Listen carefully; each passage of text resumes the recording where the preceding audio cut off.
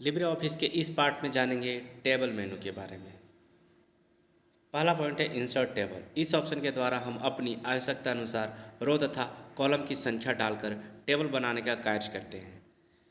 Insert row column. इस option के द्वारा हम बनाए गए टेबल में रो और कॉलम इंसर्ट करने का कार्य करते हैं। डिलीट।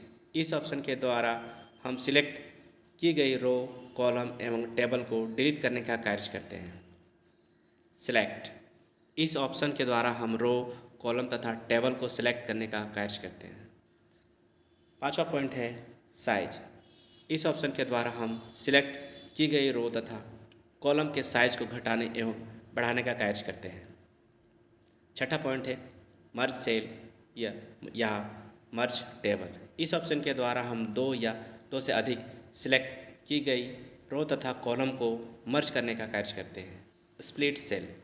इस ऑप्शन के द्वारा हम सेल के अंदर ही एक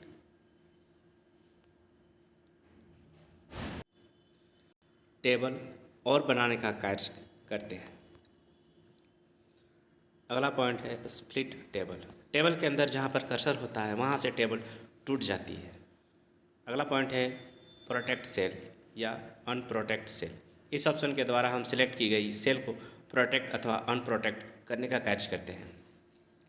ऑटो प्रोटेक्ट / नंबर फॉर्मेट। इस ऑप्शन के द्वारा हम पहले से दी गई टेबल फॉर्मेटिंग एवं नंबर फॉर्मेट में सिलेक्ट पैराग्राफ को बदलने का कार्य करते हैं। कन्वर्ट टेबल टू टेक्स्ट या टेक्स्ट टू टेबल। इस ऑप्शन के द्वारा हम सिलेक्ट किए गए पैराग्राफ को टेबल में तथा टेबल को पैराग्राफ में कन्वर्ट करने का कार्य करते हैं। फॉर्मूला। इस ऑप्शन के द्वारा बनाई गई टेबल पर बेसिक फार्मूला का प्रयोग कर सकते हैं। सॉर्ट। इस ऑप्शन के द्वारा हम टेबल के अंदर टाइप की गई उल्टी सीधी गिनती को घटते तथा बढ़ते क्रम में सेट करने का कार्य करते हैं।